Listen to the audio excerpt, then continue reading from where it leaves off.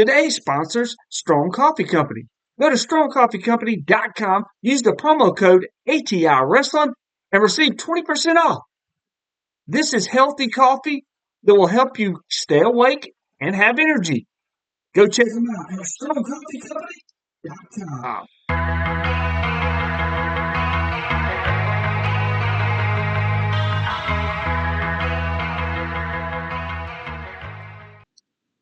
Man, I've been waiting to get you on.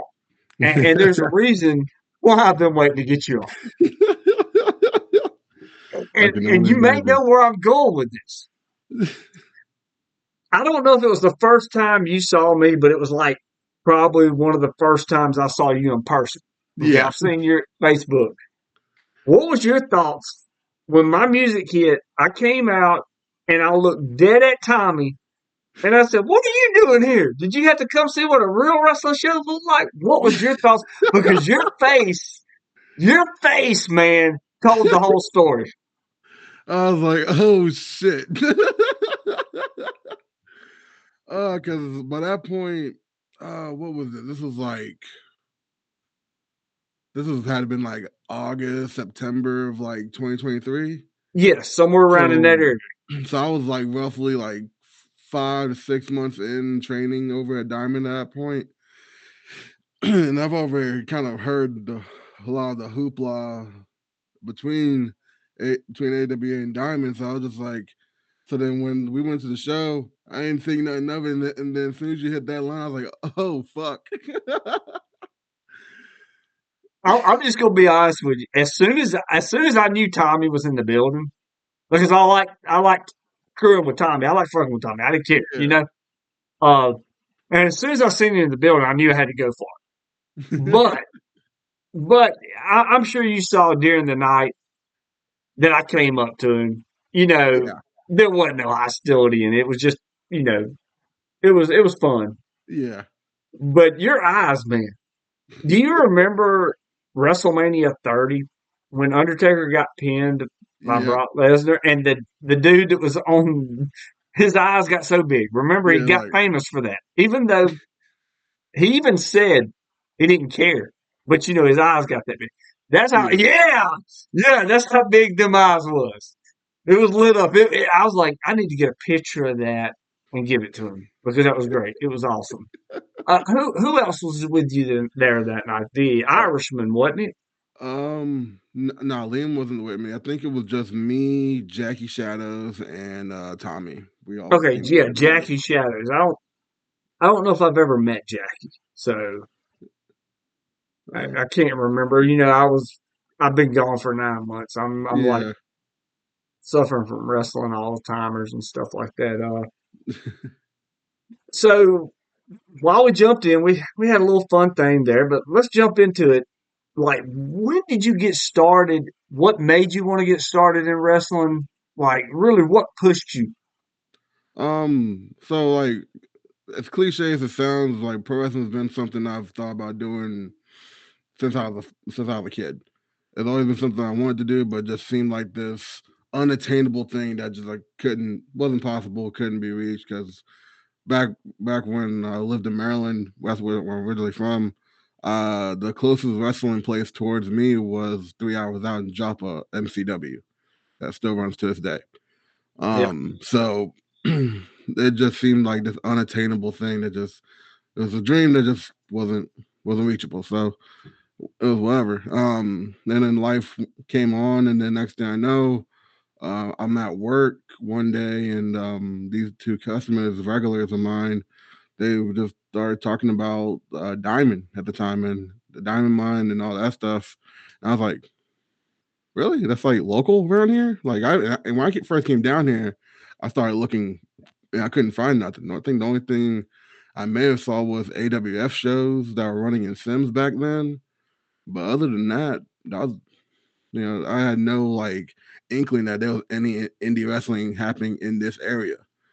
So then once I found that out and I got all the details and started messaging the Diamond page and kind of just went from there. Then took I think like 2 weeks later went to my first training session. Wow. So How did you get in contact? Like, how did you get in with Diamond at the time?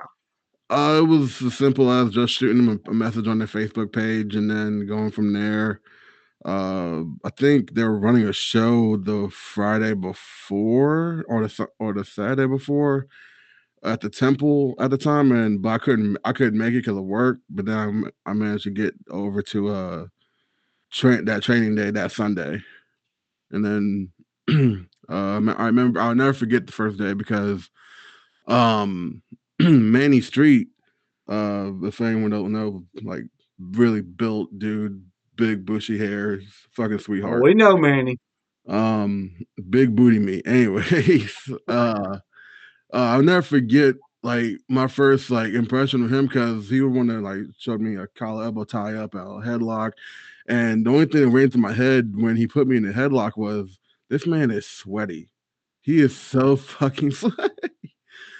And then learned to roll and that took my first bump. Soon as I took the first bump, I was like, oh, this shit, oh, this is not nearly as bad as I thought because being a wrestling fan for so long and hearing the wear and tear it does on the body, I just assumed that hitting those planks just killed your body immediately. But as soon as I took my first bump, I was like, oh, okay, I can do that. And kind of just start snowballing from there. Yeah, well, there's a lot of people that can't take that.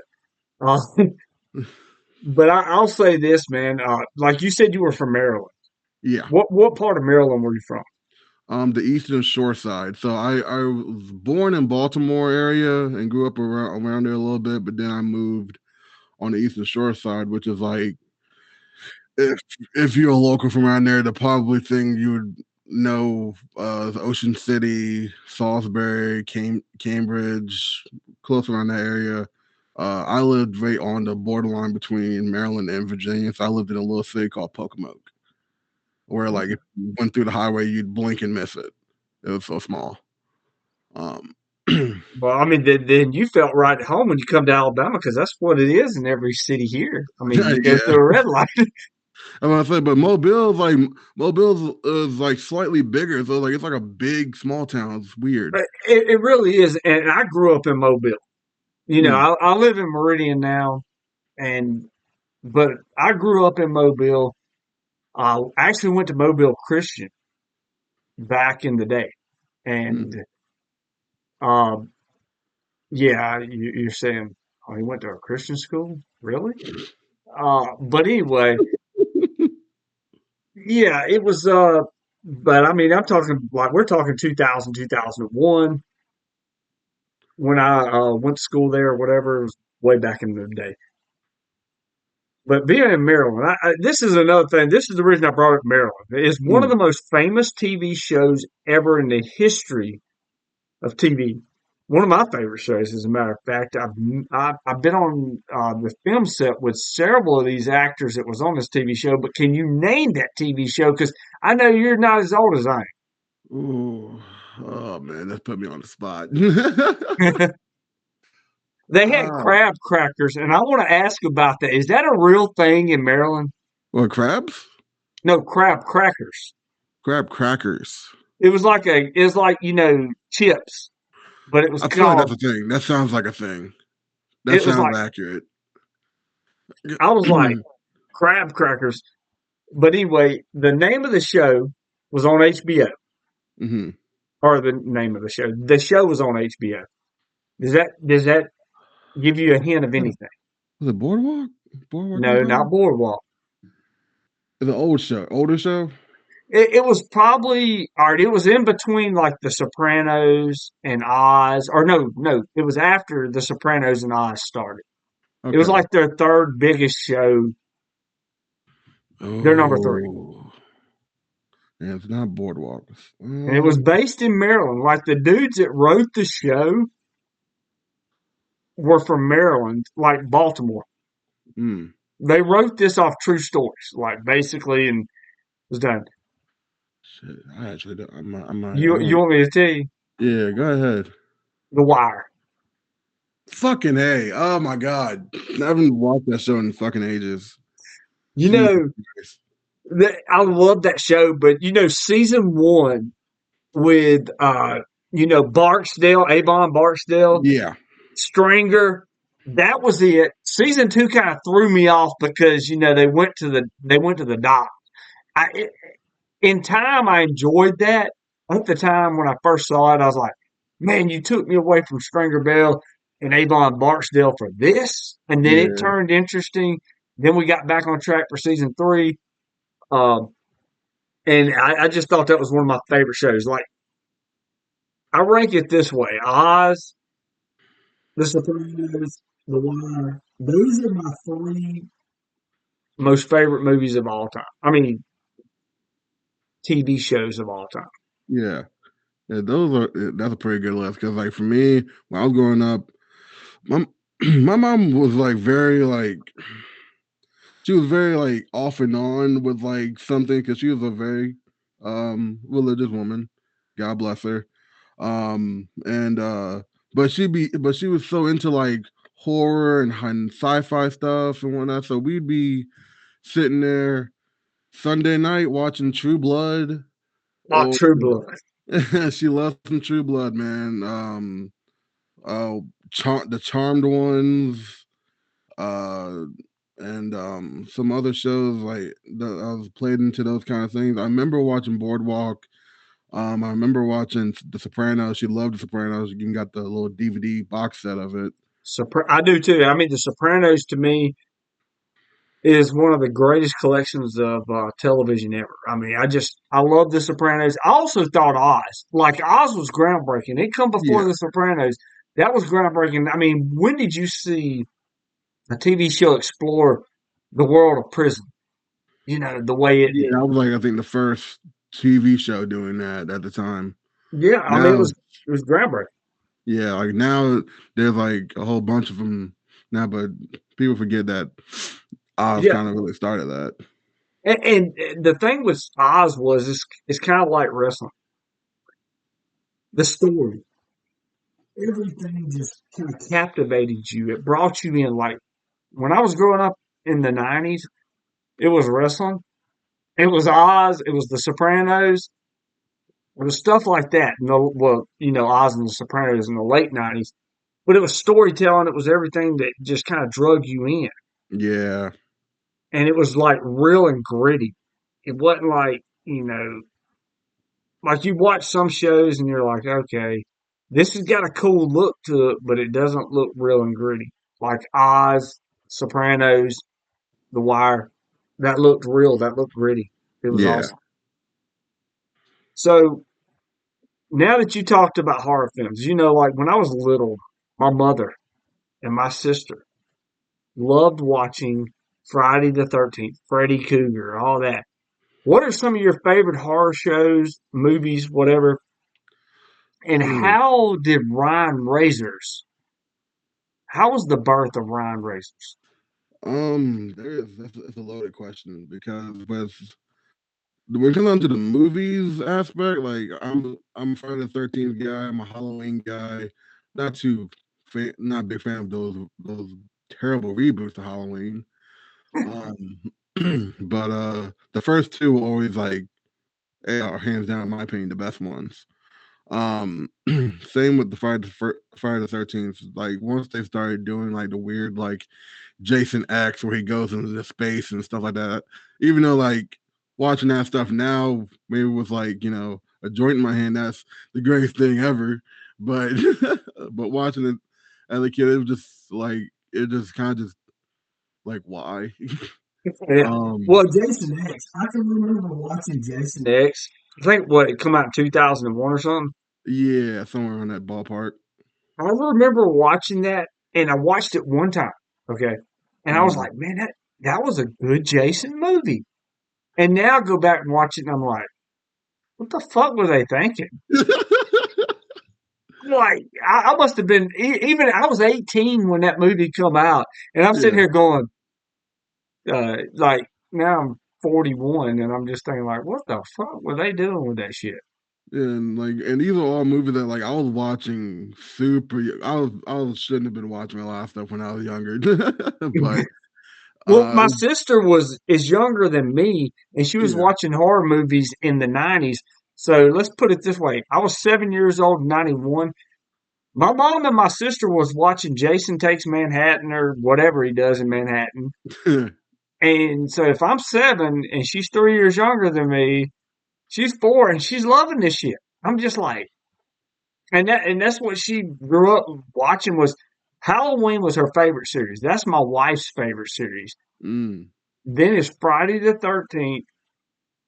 This Freddy Krueger. That's the way it goes with my wife and my sister both on that situation. And also, my wife is like the hugest fan of Scream. She thinks that's the greatest franchise ever released. So, It's a pretty the first few movies got me it like draws you in with like the whole like who's the killer angle, but yeah. then you once you get through the third one it just starts to become repetitive, like you begin to pick up like who's the killer before it even gets to the plot point. No, well, exactly. Exactly. But me, you're going to laugh when you hear this. Even though I grew up in the '90s, I never watched Scream until recently, like in the last 4 or 5 years, because my wife made me. She's like, "You've never seen Oh. Scream? We can't be married if you hadn't seen Scream." I'm like, I just never cared about it. You saw this other stupid stuff like jury duty and stuff. I said, yeah, that's my kind of stuff. But but I just didn't care, and I still haven't seen Harry Potter's. She's tried to make me sit down and watch them, and I It's a watched. lot of Yeah, information to take in. I watched one, Yeah. the first one, and I was just like, yeah, yeah, we'll watch the next one later. And it's been 6 months we haven't watched it. So That's usually the only. It's hard to even binge movies like that. Anyway, the only way, I think the only thing I can sit down and binge would be like the Marvel series, and even then, that gets a little exhausting after a while. Um, but to go back to like I said, the horror films and all that stuff, that was like my kind of my bread and butter for like a long period of time. And then once it came down to the character, I mean, the name was easy because I've had the name Razors that's like came along with me as long as I can remember. I Because from when I was younger, um, there's layers to it. So when I was younger, I used to skateboard. That was the nickname I'd go under, was Ryan Razors. I'd have I'd have a skateboard that I would paint the grip tape on, or paint on the grip tape. It'll say Razors on it. Every board I ever got. Um, and uh, and I just kind of just went from there. And then obviously my one of my favorite video games of all time is Need for Speed Most Wanted, and the main villain in that game is Razor. So, but once I finally started wrestling and try to figure out the name or try to figure out the whole character, it was just a matter of, well, I have aprons. I have an idea of I kind of have an idea of like making some kind of horror movie and horror gimmick, and I knew I didn't want to not wear a mask. I knew I wanted to wear a mask almost immediately because I don't like my face, and I don't feel like my face is TV material. So I was just like, what was the best way to bring this to life? And then little pieces start coming in after another from different ideas from other people and friends that I trained with that as you've seen already, like the Fox and Jackal and all them. So they've all like in some shape or form have helped me kind of shape this to at least to the prototype that you saw when you first saw me at showcase. well, I remember the showcase. You said something very wow. My face is not TV friendly. Like I'm not. I don't have a face for TV. Let me just say this. I've got a picture. As a matter of fact, the like what do they call these things? Thumbnails Yeah. that is going on is I picked it because I loved it. I thought it was a great vision. So everybody's got a face for TV Mm. except for one person. I'm not going to mention any names. It wouldn't be right to them. But you know, you talked about horror films. You talked about Jason. You talked about all different kinds of stuff. But I didn't hear you mention the one thing that I think of when I see Ryan Razor's Oh, Texas Leatherface, Chainsaw, baby. Leatherface. Yeah, it's funny because like I didn't start really looking at Texas Chainsaw movies until like later on, like a little bit, a little bit before I got into wrestling. Like it was like when I started like looking at those films and started to like get into them. But like it didn't click with me until someone mentioned it, like Leatherface. I was like, oh shit, that kind Well, of does work. let me ask you this. All right. I've watched all the Texas Chainsaw Massacre. That's actually one of my favorite horror film shows to watch. Mm, And I watched the 70s versions and up. And then 2003, they did a remake. yeah, And I thought the 2003 remake was as good as you could get. I thought it was better than the originals. I thought the way they did it made more sense. Have you ever seen all the versions of it, or which versions have you seen? I've only seen. I'm trying to think because I've had them kind of Now, mixed the up together. 2006 version was pretty good too. I mean, it was a second one, but it was really good to me as well. Yeah, I think I remember seeing the early 2000s one. I remember seeing the late 80s one. Mm. Yeah, that was one of the terrible ones. I thought the original was like almost banned, and I think it was Yeah, banned in some places. yeah, because I guess it was just too much. Grotesque and just like I mean, it went over the hill. Like, have you ever seen Hills Have Eyes? Yeah. All right, that's like most of Alabama. Like most of the crowds that come to the wrestling shows, that's what Hills Have Eyes is. And it was just like super, like, I don't know, it was just like super graphic. And Yeah, back in the 70s, what you would think, if you look back, there's more you can get away with from the 70s, the 80s, and the 90s than you can now. yeah. And you're wondering, how the hell was this banned in the 70s? Because they're watching this shit now. Like the Oh, yeah. Terrifier. Yeah, but I say And Terrifier. It's like in comparison, that's tame yeah, compared to what exactly. they're doing. It's very tame. Like my wife has a phobia of clowns, and I Mm. made her sit here and watch Terrifier, and she told me that that was the worst experience she's ever had in her life, the most Oh, horrific experience in her life. yeah. It was worse than it. She told me, and I was just sitting here thinking, and they tried to ban like the Texas Chainsaw Massacre in the 70s and stuff like that. I'm just thinking like the Terrifier and I'm not trying to be like I don't know whatever soft here, but like 2025, 2024 stuff is like it's made for pussies because Yeah, like you have to please everybody. You cannot piss anybody off. And in the yeah, 90s, the 80s, and the 70s, they didn't care. And you're telling me that you wanted to ban something in the 70s, but you're going to show us the Terrifier? Come on. yeah. And even then, like I remember hearing from I think the directors or writers for Terrifier, like there was still stuff in there that they were originally going to do, but they either left out or left it to the imagination because they didn't want to show certain things. There were like some lines that they did not want to cross, like showing them. What's the dude's name? The clown. How about that Yeah. Pennywise? Nah, Pennywise is it. I can't. Gosh dang it! It's so simple too. Uh, art. There it Art, goes. yes, art. Um, art. Like they want to show art like killing a child or anything like that, but left it to the imagination that Right, the right. child.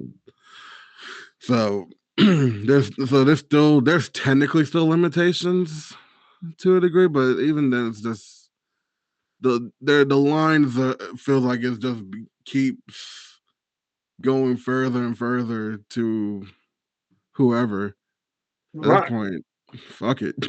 Yeah. I mean, well, you look at it like you got, see, when we was growing, or when I was growing up, we didn't have streaming services. We couldn't watch anything when we wanted to on demand. It was like cable or nothing.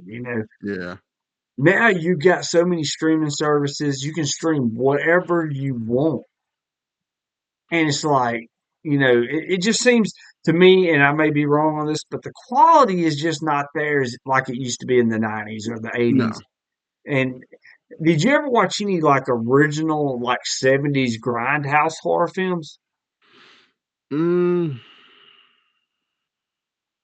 there's nothing I can think off the top of my head right now. I remember watching some indie films of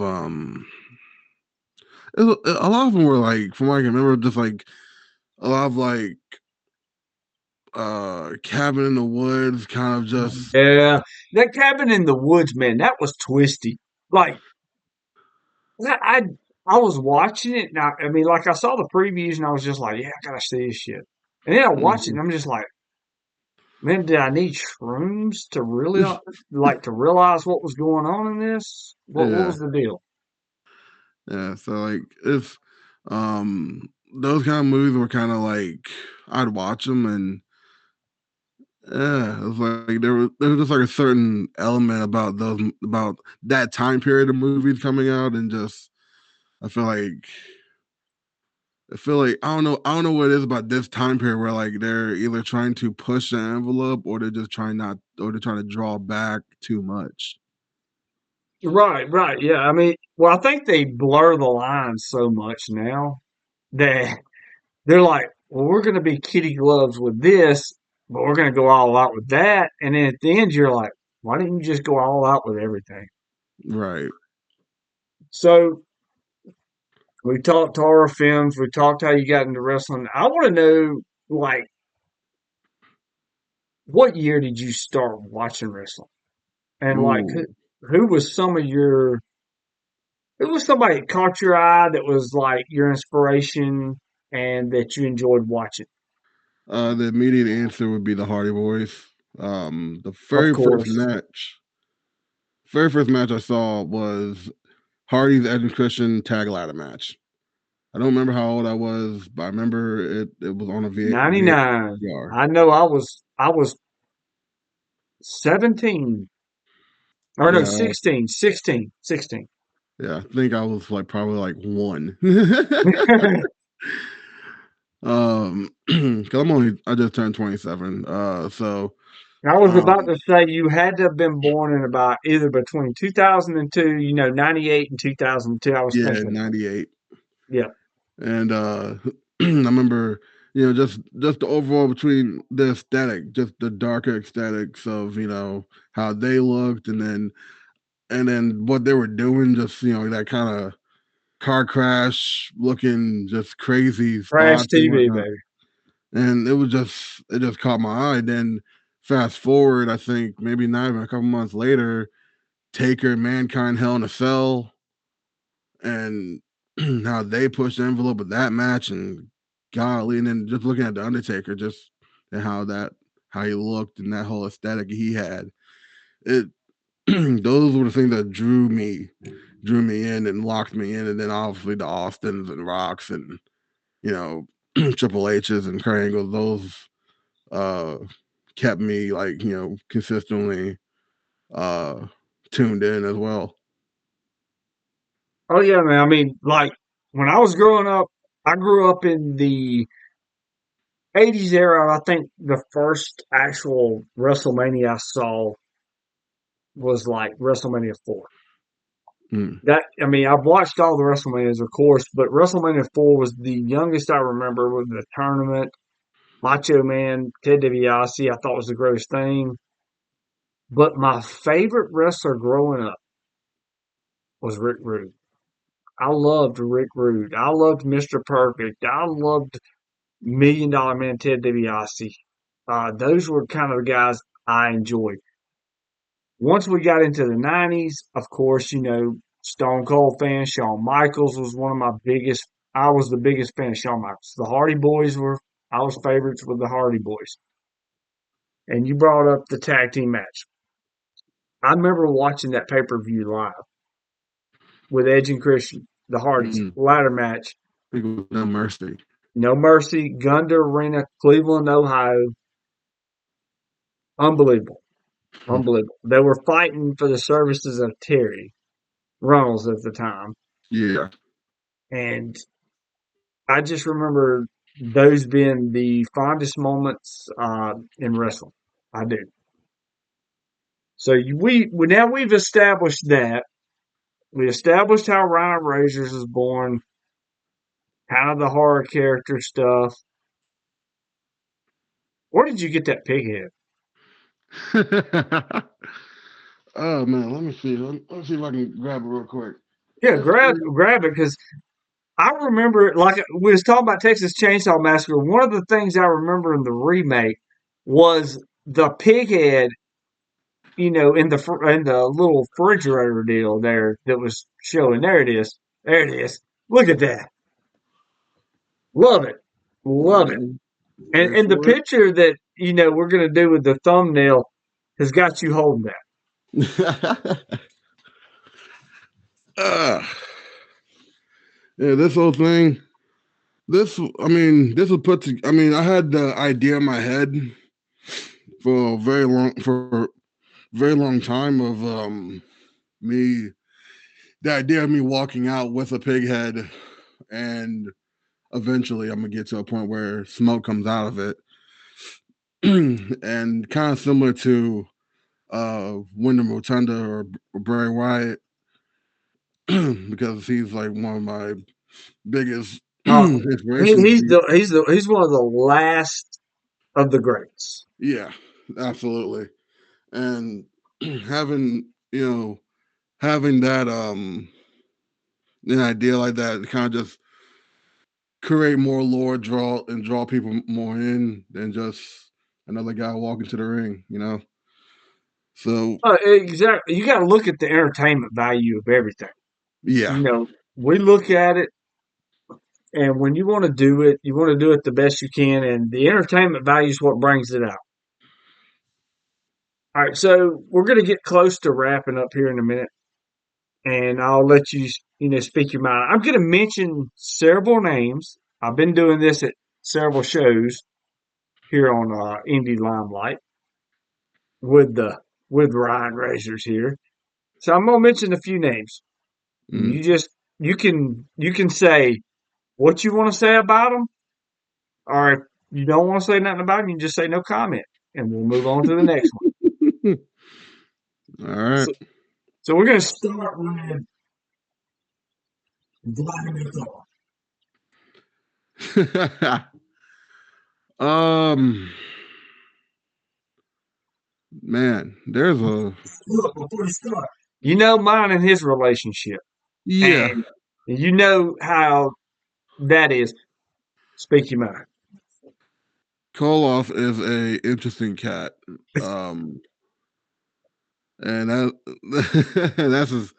And I love that man to death. What he's been able to do for not just me, but guys like me that came through different channels and kind of came in and just kind of just take us under his wings per se, and just um kind of just help guide us to doing better and getting better. And you know, my hats is off to him because God knows we're a handful. I'll just So say this, man. I love that dude like my brother.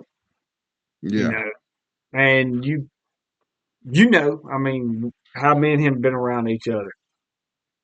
I would do anything for him, and I know he'd do the same for me.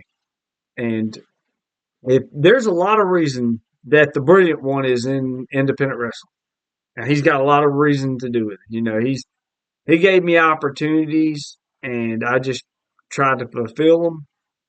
There's a lot of people who give opportunities to, and they squandered them, and then play victim to everything, Yeah. and then want to blame him for stuff. But I'm gonna just say this: he's got a great mind, and people will say, you can kind of mumbo jumbo, and I know he's probably going to be like, why did you do this? But I'm just going to say this, like, a lot of people want to blame him for problems, and they want to say, oh, he's a bully, he's this, he's that. I will stand by him through thick and thin. Me and him have had our arguments, but at the end of the day, we're brothers. Yeah. And I'll say this: he's been fair to everybody. He's given everybody an opportunity.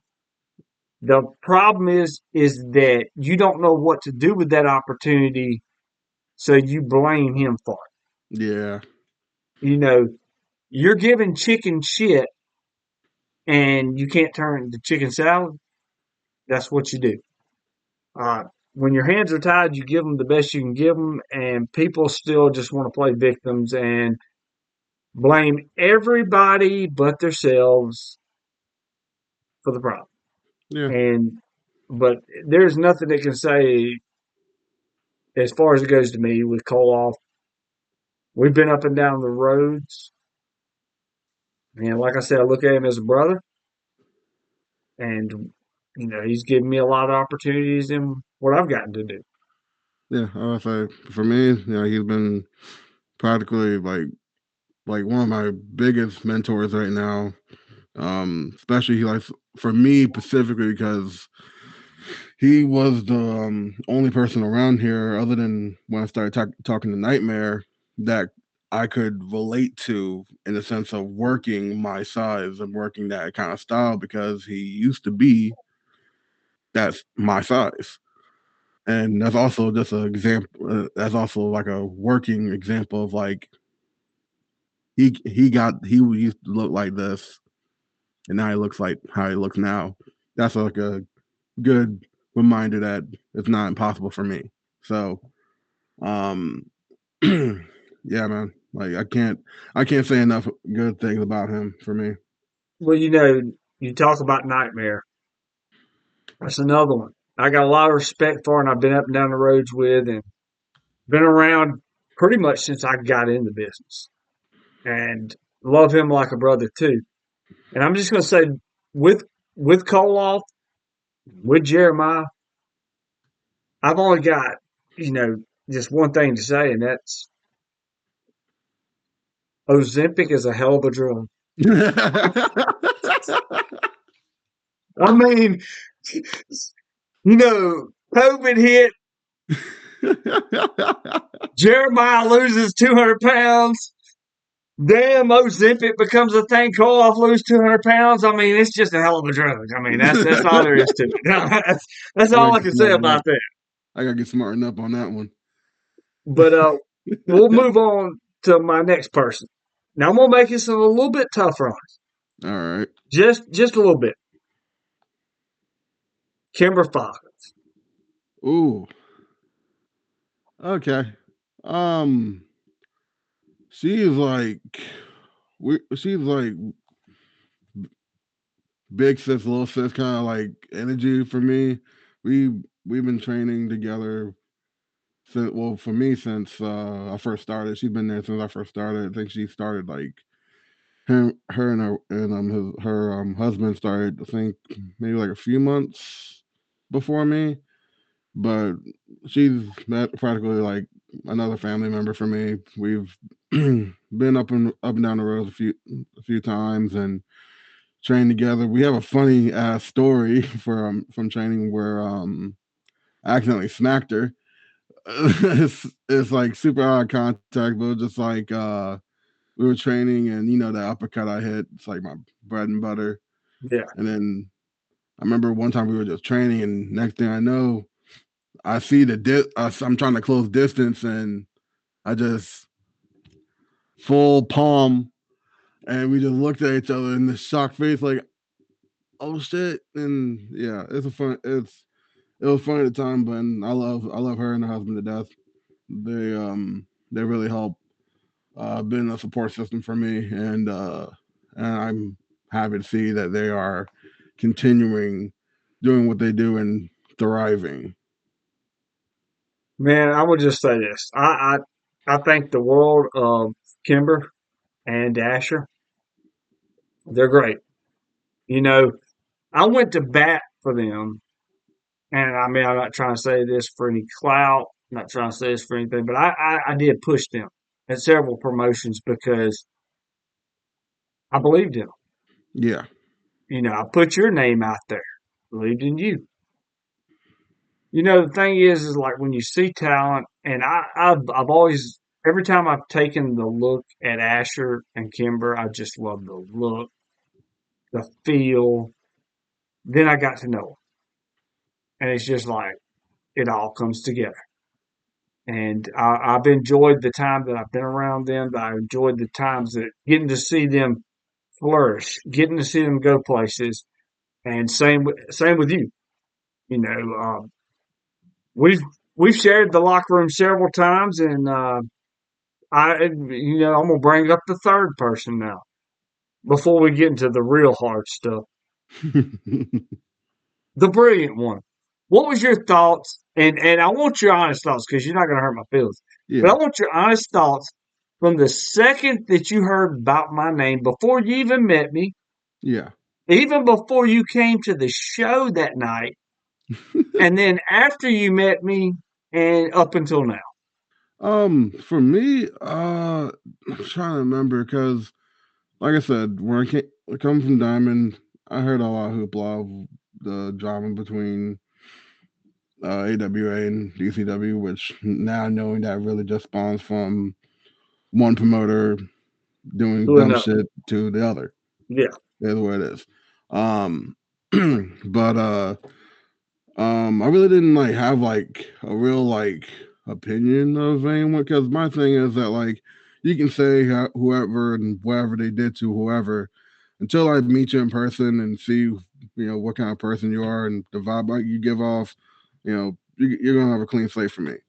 Um, that being said, when I first met you and that night, I didn't know what I was gonna get myself into. So I was like, oh shit. Well, maybe this what the hell did we do that was so bad? Like um so I was like, yeah, but it's all love and you've always been a supportive person when you were when you were there and then I know you had to step away for a little bit. But even when you came back, man, it was like as if nothing time didn't pass. So and I'm Man, talking to you now and the same feeling. well, dude, what you brought up was you got a clean slate with me until I meet you. And then I make my assessment. That's with me. Like, I don't judge anybody that I don't know Yeah. because I haven't met them. I haven't been around them. What can I say? Am I just going to take somebody else's word? I got to take my word. Like, you know, whatever happened, I'm going to meet Ryan Razors. He's an asshole. He wasn't to me. Right. And at the end of the day, that's all that matters. Yeah, I for real. mean, like, I know a lot of people have opinions on me. They can say I'm a real asshole, and they can say I'm a real nice guy. And you ask my wife, and she'll straight up tell you he's an asshole. He's not playing. That's not a character. That's his real deal. Um, Yeah, but I love independent wrestling, and I like seeing talents flourish. I don't want to shit on anybody. That's why you don't hear me talk bad about really anybody. yeah, you know, because it doesn't help wrestling. I just want to see wrestling flourish. exactly. Same. And, if I think it's bad, if I don't like it, I just don't talk about it. That's just my way of doing it. Yeah. I think that you can say more without words. Now I'm going to bring up a hard Oh boy. one. Yeah. Oh, we'll start out a little easy on the bad ones. We'll go Walter the Worm Alexander. All right. Um. Ooh. Now I had Viola or Byra Yeah. Lestrange on the other night, and that's one of her besties. And you know, she showed the floor. Don't be ashamed. Is he one of your besties? Walter's a good friend. Is a good friend of mine too.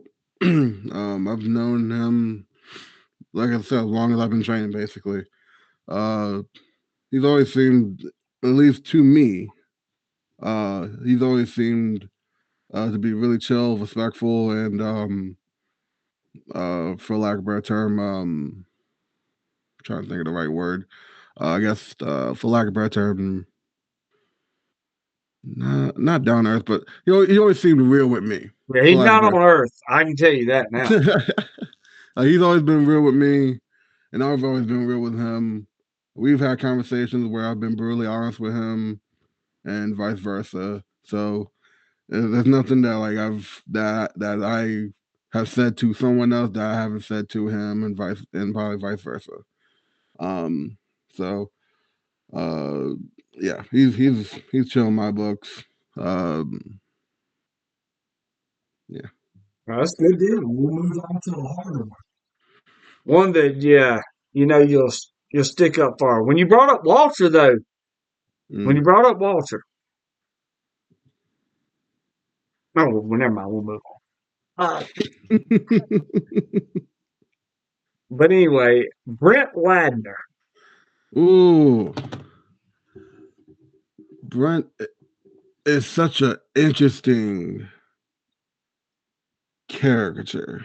Yeah, it's called Mario. Jesus Christ. Yeah, like again, like, it goes back to been I've known him since I started wrestling. He's always gonna have a place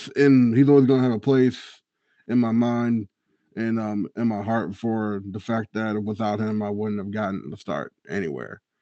Um so You'd have got a start. You just, it it wouldn't wouldn't have been yeah. with him. But anyway, continue on.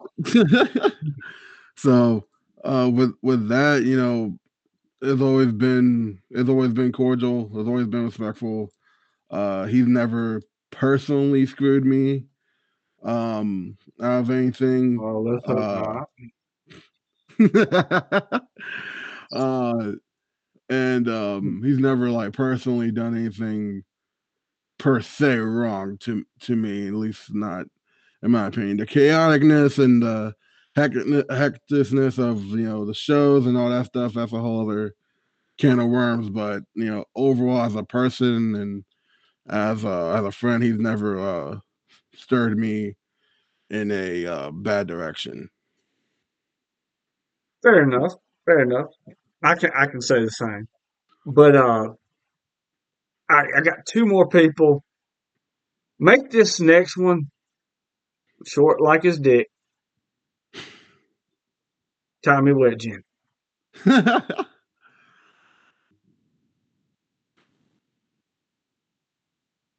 Damn, that was shorter than his dick. a good,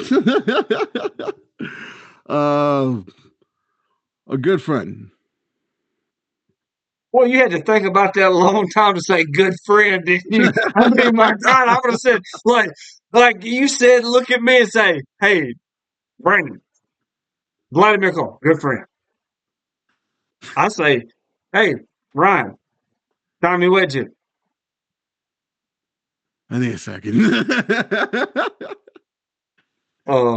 good friend." But anyway, continue on. Yeah, good. Just a good friend. Like I said, always had an open door policy when it came down to just talking and giving me some kind of wisdom when I'm feeling down and out, or just need help, or whatever the case may have been. He's always been there for me, and that's something you can't replace that. So. Exactly, that's longer than I was expecting because it's not that. But anyway, my last one before we start to get to closing out here. Mm, Who's a dear friend of mine? And we're talking about another wrestler. I've managed him. It was the first guest on this podcast on Around the Indies. mm. And I have a lot of respect for him, and our relationship's always been the same. Mac Daddy does. Man, Mac. Oh man, I love that man to death. One of the first trainers that I had when I went to Diamond, he honestly like taught me the fundamentals and like just and taught me everything that I could to work a match and gave me a foundation. And between him and Zane Stevens, they really helped kind of build that foundation for me and it allowed me to figure out everything that I can do and figure out all the you know the little things, selling for the crowd, give it, feeding to right places, little stuff like that, and they've always been a help, and he's always been a just overall like a good mentor, much like Olaf, um, in the wrestling space. I love Mac. He is one of the best. He was the first episode on Indy LimeLight here on Around the Indies. And he was like, I think, my second guest on King of Wrestling podcast back in the day. Mm, And, so me and him go way back. And I enjoy him on that. And you brought up Zane Stevens. yeah, Who's another exceptional talent. One of those guys that you look at and you believe because he's got that look, yeah, and it's not that it's just the look, like it's really him. yeah. And just being introduced to Zane, that's another, great feeling on that. But I do thank you, Brian, for coming on. I hope you had fun. I did. Oh yeah, all the pleasure, bro. And we'll definitely have to get you back on soon. Um, but anyway, before we get out here, is there any social media, any shows, anything that you want to plug? The floor is yours, my man. Let's see here. We got my Facebook, Ryan Razors, my Twitter or X account, Ryan Razors Edge on Twitter, TikTok, Instagram, Ryan Razors, and YouTube. As far as any shows, I don't think there's any really on the horizon right now, but you never know where I might pull up. It might pop up somewhere. So, There you go. Well, Ryan, thank you for coming on. Enjoyed it. I hope you had a fun time too, man. yeah, man, thank you so much. All right, remember to hit the subscribe button. Check us out here on YouTube. You can also watch us or listen to us on Apple Podcasts, Spotify, Spreaker, and all podcast platforms, Amazon Music and Audible. Give us that 5-star rating and review on Apple Podcasts. This episode was brought to you by StrongCoffeeCompany.com. Make sure that you use the promo code at checkout, ATI Wrestling, at StrongCoffee.com. We'll see you on the next episode of Indie Limelight.